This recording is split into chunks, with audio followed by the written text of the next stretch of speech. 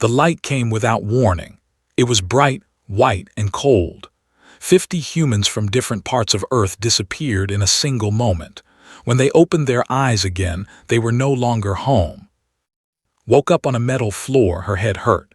She looked around and saw other people lying on the ground. Some were already standing, some were screaming, some were crying. The room was huge like a stadium, but the walls were smooth and silver. There were no windows. There was no door she could see. She sat up slowly. Her hands were shaking, but she told herself to stay calm. She was a school teacher. She had dealt with scared children before. She knew panic did not help anyone. A tall man in a military uniform was already on his feet. His name tag said Captain Park. He was shouting orders at people, telling them to stay together, to stay calm. His voice was loud and strong. Some people listened to him. Others did not. Near the center of the room, a woman with glasses was looking at the walls, touching them, studying them. Her name was. She was a scientist who worked with nuclear energy. Could tell she was smart just by watching her move. Was not scared. She was curious. There were others too. A politician named Lee was trying to calm people down with words. A young soldier named Minyu was standing guard, even though there was nothing to guard against. A doctor named was checking on the people who had fainted. Counted the people, 50. Exactly 50 humans in this strange silver room. She found an empty spot in the third row of seats that lined one wall. The seats were cold and hard, but they were seats. She sat down and waited. She did not know what she was waiting for, but she knew something was coming. She was right. The wall in front of them suddenly became clear, like glass. Behind it stood creatures that were not human. Some were tall with gray skin and large black eyes. Some were short with thick scales and many arms. Some floated in the air like clouds made of light. There were at least 20 different species, all watching the humans like they were animals in a zoo. One of the creatures stepped forward. It was tall, maybe 3 meters, with blue skin and a face that almost looked human. Almost. Its eyes were too far apart. Its mouth was too wide. When it spoke, its voice came from everywhere at once. "Welcome, humans of Earth," the creature said. "My name is, I am the ambassador of the Galactic Council. You have been chosen for a very important test." Captain stepped forward. His hands were in fists. "Test, you kidnapped us. This is an act of war." Did not seem bothered by his anger. "Your species is young. You have only recently discovered space travel. The Council must decide if you are safe, if you can be trusted, if you are a threat." The word hung in the air like smoke. "We have taken 50 of your kind," continued. "You represent different parts of human society. Soldiers, scientists, leaders, workers, teachers. We will observe you for 7 of your Earth days. At the end, the Council will choose which human is the greatest threat to galactic peace." Stepped forward. Her voice was calm but firm. "And what happens to the one you choose?" His wide mouth curved into something like a smile. "That human will be studied, deeply. The rest will be returned to Earth with no memory of this event." "Studied," Minyu repeated. His voice was cold. "You mean tortured?" "We mean understood," said. "Your species is strange to us. You are soft. You are weak. You live short lives. And yet every species that has met you has warned us. They say humans are dangerous. They say humans cannot be trusted. We need to know why." Captain laughed. It was not a happy laugh. "So this is a test. Fine, I volunteer, take me. I am the threat you are looking for. Let the others go." Several other soldiers stepped forward too. They were brave. They were willing to sacrifice themselves. Watch from her seat in row 3. She did not stand up. She did not speak. She just watched. Looked at the soldiers with those strange, distant eyes. "The test has already begun," he said. "We will not take volunteers. We will observe. We will learn. And at the end, every species on the Council will vote. They will choose the human they believe is most dangerous." "And if you choose wrong?" asked. The politician was sweating, but his voice was steady. "We do not choose wrong," said. "The Council has done this test for 10,000 years. We have tested 312 species. We have never been wrong." The wall became silver again. The aliens were gone, but the humans knew they were still watching. For a long moment, no one spoke. Then Captain turned to face the group. "All right, listen up. We need to organize. We need to work together. Whatever these things want, we show them that humans are not a threat. We show them we can be peaceful. We show them we can be trusted." People nodded. They gathered around him. They started making plans. Stayed in her seat. She pulled a small paperback book from her coat pocket. It was a mystery novel she had been reading on the train before the light took her. She opened it to where she had stopped and began to read. A young woman sat down next to her. Her name was, and she looked scared. "How can you read at a time like this?" asked. Smiled softly. "Because there is nothing else I can do right now. Would you like me to tell you about the story? It might help you feel better." Nodded slowly. Began to talk about the book, her voice gentle and calm. Soon was not shaking anymore. Behind the silver wall watched the humans with great interest. He watched the captain give orders. He watched the scientist study the room. He watched the politician make speeches. He did not watch the school teacher reading her book in row 3. She was not interesting. She was not a threat. That was his first mistake. The first day passed slowly. The humans explored their prison. The room was large, with sleeping areas on one side and a place for food on the other. The food came from small holes in the wall. It was bland and tasteless, but it was enough to live on. Captain organized the soldiers into groups. They took turns watching the walls, looking for any weakness, any way to escape. They found nothing. The walls were smooth and solid. There was no door. There was no window. There was no way out. Spent hours studying the technology. She touched the walls. She examined the food dispensers. She looked at the lights that had no source. Everything was beyond anything humans had ever built. She wrote notes on pieces of cloth torn from her shirt. Gave speeches. He told people to stay calm. He told them to be brave. He told them that Earth would not forget them. Some people believed him. Others just wanted him to stop talking. Behind the silver wall, the aliens watched everything. Stood with the other council members in a large observation room. Screens floated in the air, showing different views of the human enclosure. Each species had their own screen, their own notes, their own theories about which human was the greatest threat. The species of tall, thin beings with skin like stone believed Captain was the most dangerous. "Look at him," their representative said. "He commands others. He plans attacks. He is a warrior. Warriors are always the greatest threat." The beings made of living crystal disagreed. "The scientist is more dangerous," they argued. "She studies our technology. She learns. Given time, she could understand things she should not understand. Knowledge is the true weapon."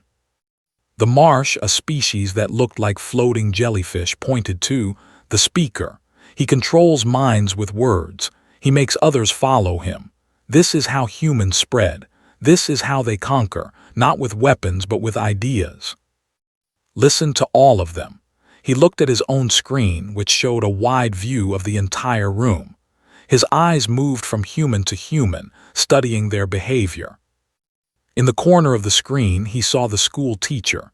She was sitting with a group of frightened people, talking quietly. One of them laughed at something she said. Another one was crying, and she held their hand. Looked away. She was not important. On the second day, tensions grew. Some humans wanted to fight. They wanted to break down the walls, even if it killed them. Captain had to stop 3 fights before noon. Watched from her seat. She had finished her book and started reading it again, but her eyes often lifted from the pages. She watched the people around her. She watched how they moved. She watched how they talked. She watched what made them angry and what made them calm. A man named sat down next to her. He was a businessman, used to being in control. Now he had no control and it was breaking him. "I cannot do this," said. His hands were shaking. 7 days. I cannot survive 7 days in this place. Closed her book. "Tell me about your family," she said. Looked confused. "What?" "Your family. Do you have children?" "Yes, 2 daughters, twins. They are 8 years old." "What are their names?" And his voice softened when he said their names. Smiled. "Tell me about them. What do they like to do?" Started talking. He talked about his daughters for almost an hour. He talked about how loved to draw and loved to sing.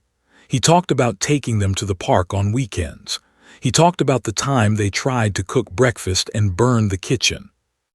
By the time he finished, he was not shaking anymore. He was smiling. "Thank you," he said. "I feel better now."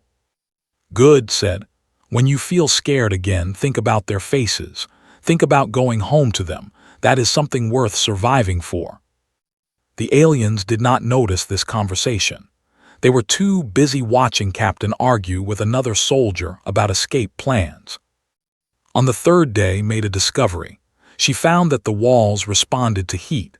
When she breathed on them, they became slightly softer for a moment. She told, and he got excited. Maybe they could use fire. Maybe they could melt a hole in the wall. The aliens noticed. They made notes, moved to the top of several species threat lists. Walked around the room that day.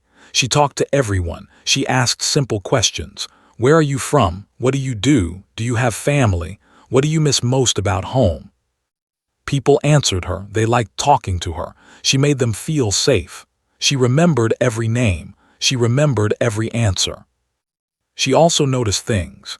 She noticed that the lights changed color slightly when certain aliens were watching. She noticed that the walls made a soft sound, almost too quiet to hear, when the aliens were talking behind them. She noticed that the food dispenser gave more food when people were calm and less when they were angry.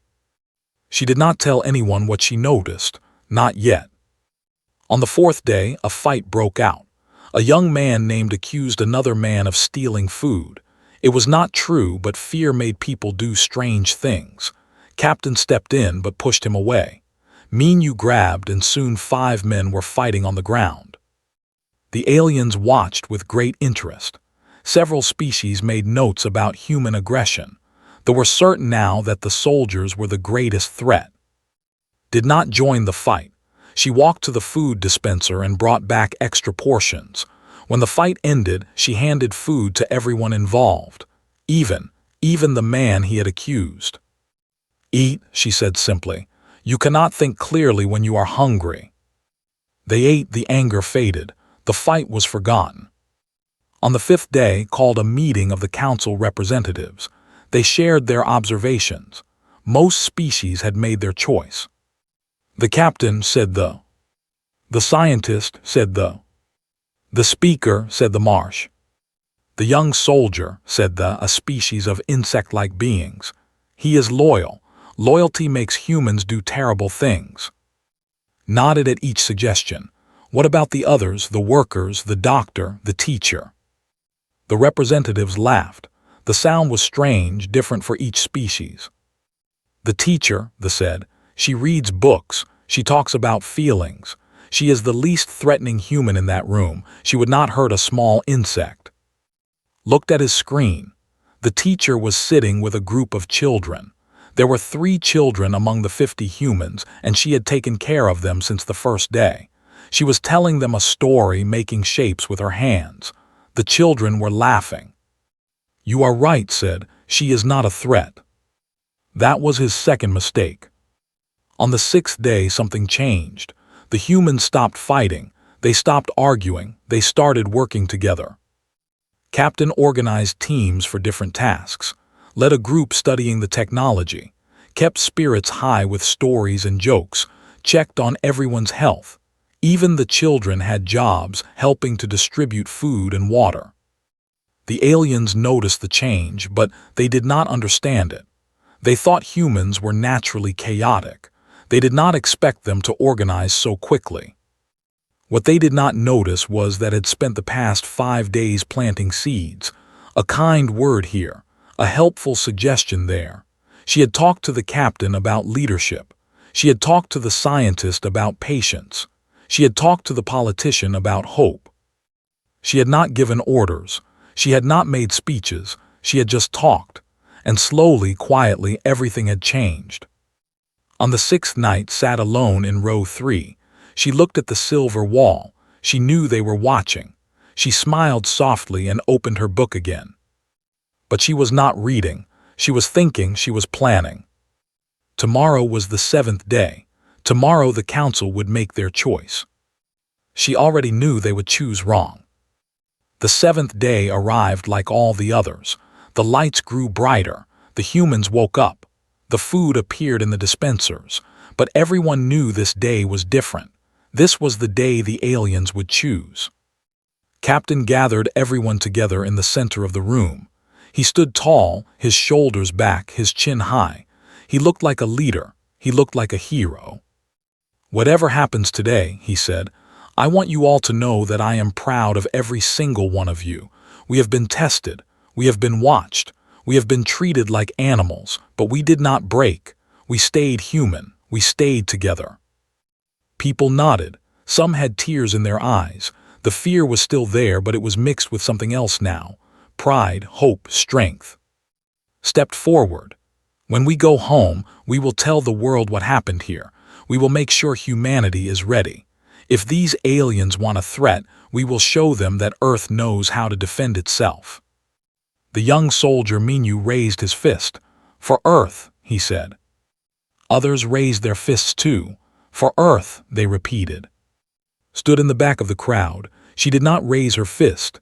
She did not shout. She just watched, her face calm, her eyes thoughtful. The 3 children stood next to her. The youngest, a girl named who was only 6 years old, held his hand tightly. Teacher whispered, "Are the aliens going to take you away?" Looked down at the child and smiled. "No, little one, I do not think they will choose me."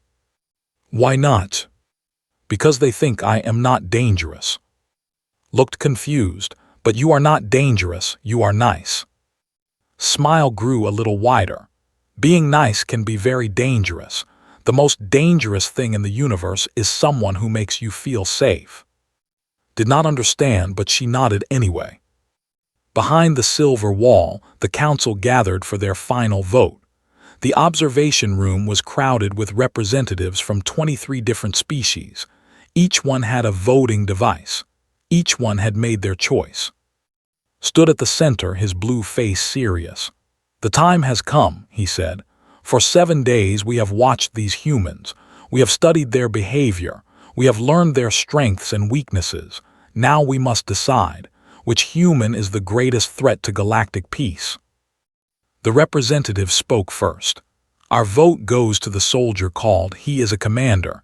He inspires loyalty. He plans for war.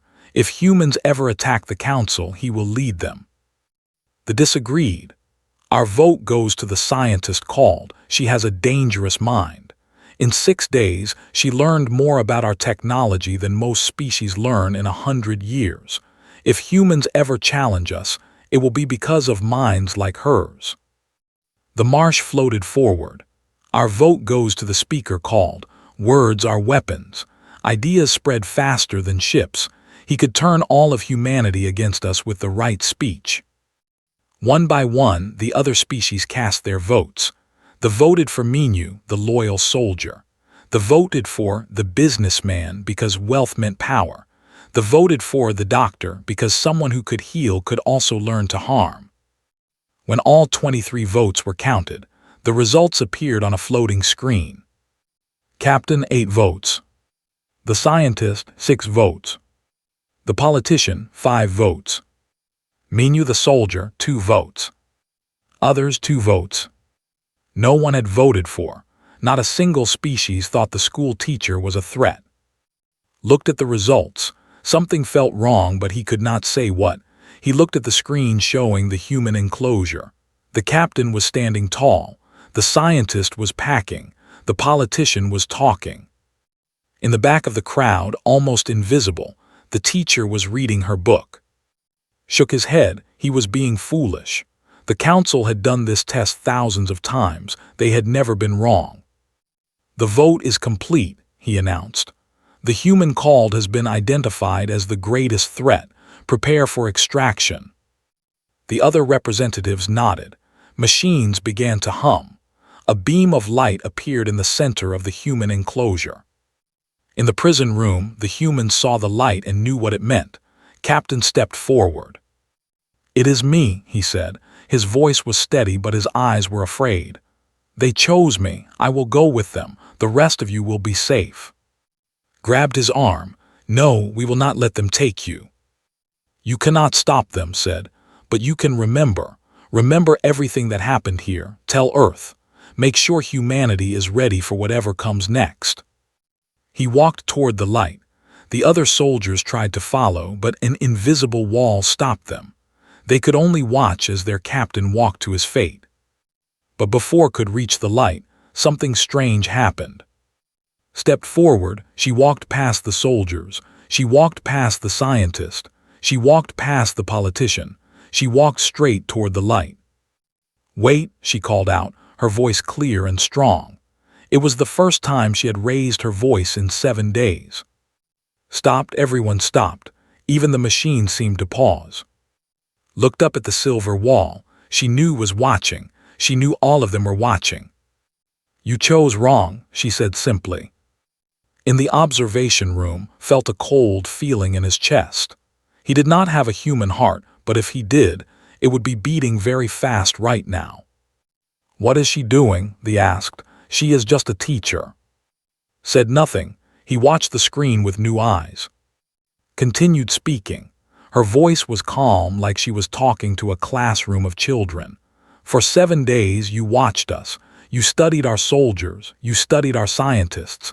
You studied our leaders. You thought you understood us." She smiled. It was not a threatening smile. It was the smile of someone who had just won a game no one knew they were playing. "But you missed the most important thing about humans, the thing that makes us truly dangerous." "And what is that?" asked. His voice came through speakers in the wall. Looked directly at where his screen would be. Her eyes seemed to see through the silver wall, through the technology, through everything. "You cannot see us coming," she said, "because we do not look like threats, we look like friends." The room was silent. No human spoke, no alien spoke. Turned around and walked back to her seat in row 3. She sat down, opened her book and began to read. In the observation room, 23 representatives stared at their screens in confusion. "What just happened?" they asked. Did not answer. He was looking at the teacher with new eyes, and for the first time in his long life, he felt something he had never felt before. "Fear. Stop the extraction," he ordered. "We need to talk about this." The light in the human enclosure disappeared. Captain stood where he was, confused but relieved. The council had made their choice, but now they were not sure it was the right one. And in row 3, turned a page in her book and smiled. The observation room was in chaos. Representatives from 23 species were talking over each other. Some were angry, some were confused, some were scared. Had never seen the council like this before. "She is bluffing," they insisted. "It is a trick. Humans are famous for their tricks." "But what if she is not?" the Marsh asked. Their floating form flickered with worry. "What if we really did choose wrong?" "Impossible," they said. "We have done this test for 10,000 years. We have tested 312 species. We have never chosen wrong." "We thought we never chose wrong," they corrected. "But how would we know? We never gave the other species a chance to tell us." The room went quiet. That was a troubling thought. Raised his hand for silence. "We need to speak with her, directly. I will go into the enclosure." "That is against protocol," they said. "This entire situation is against protocol," replied. "A human just told us our test is flawed. We need to understand what she knows, what she has been doing for the past 7 days while we watched everyone except her." He walked to the door that led to the human enclosure. No council member had ever entered a test enclosure before. There had never been a reason to. The door opened and stepped through. The humans reacted immediately. The soldiers formed a protective line.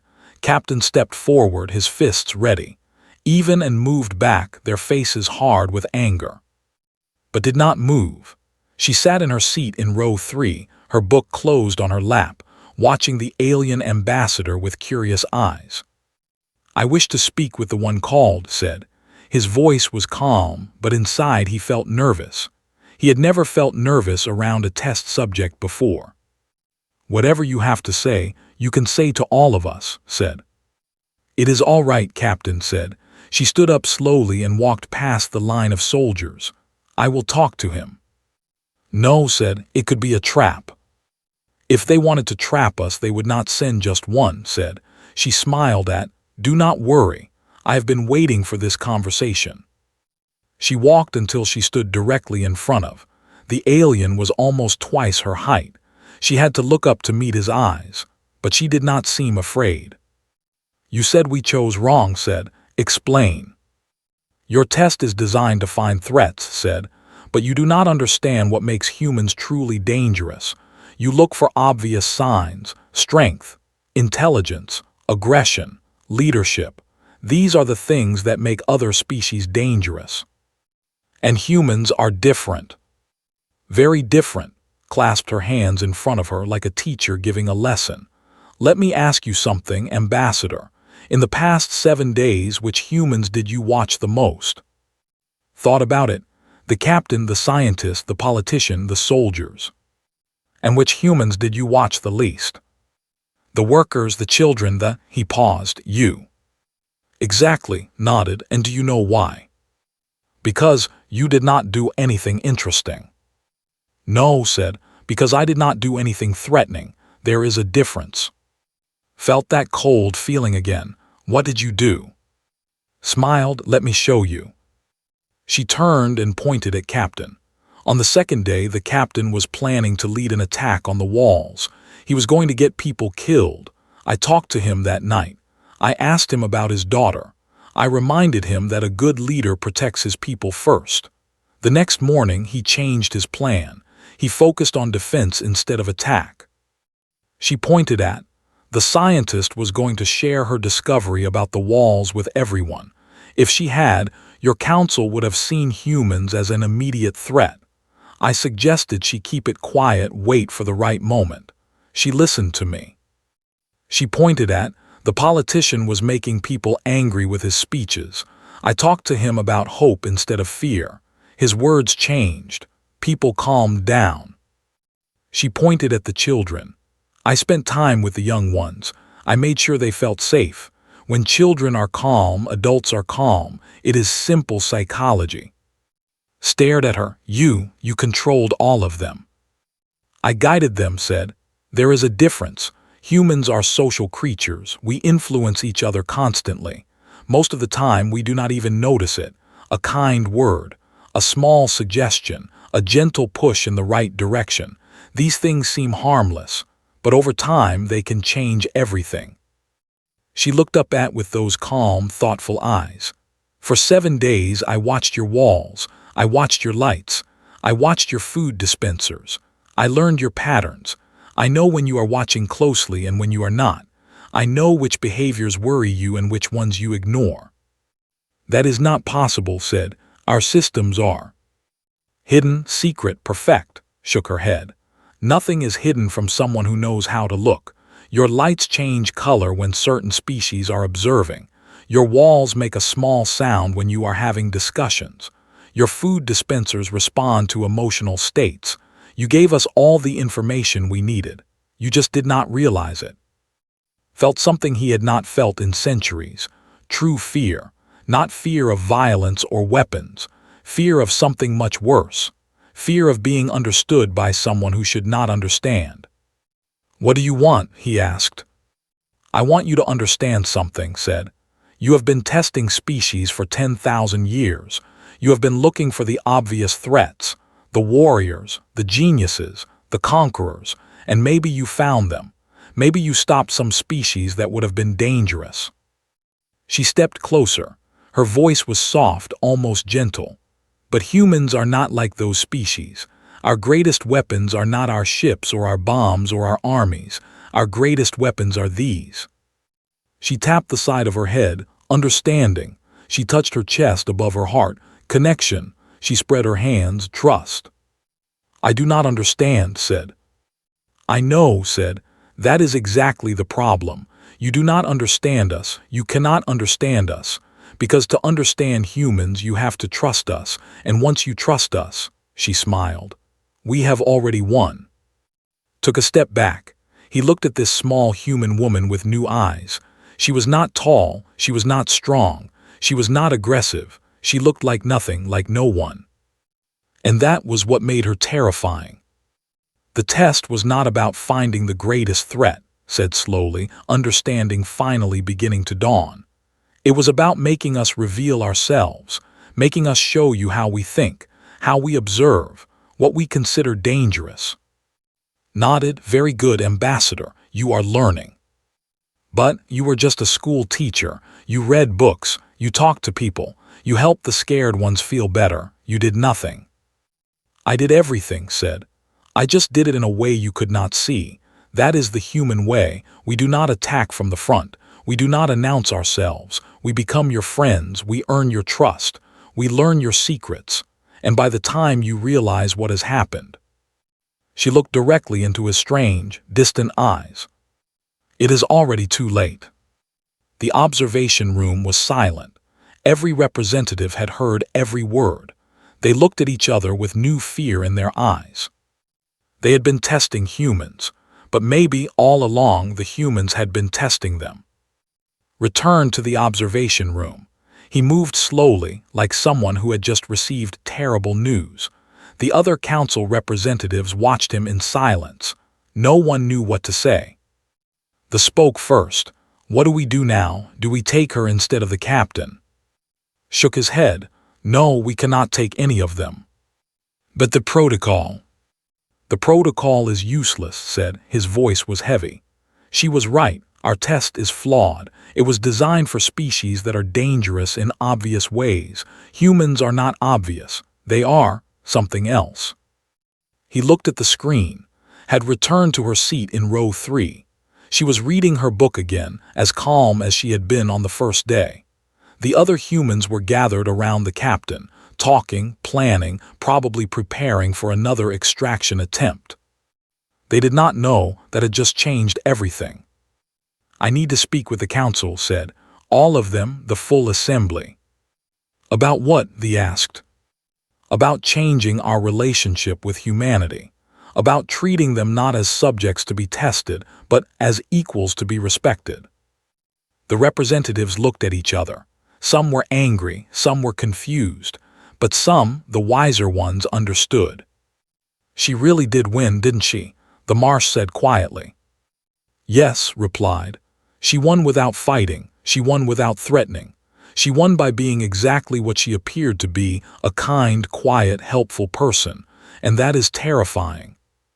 3 hours later, the wall of the human enclosure became clear again. Stood on the other side, but this time he was not alone. Behind him stood representatives from all 23 species. Their faces were difficult to read, but could see something in their eyes that had not been there before. Respect. Captain stepped forward, ready to fight, ready to protect his people, but raised a hand. There will be no extraction, announced. The council has made a decision. You will all be returned to Earth, safe, unharmed, with your memories intact. The humans looked at each other in shock. This was not what they expected. Y asked, what changed?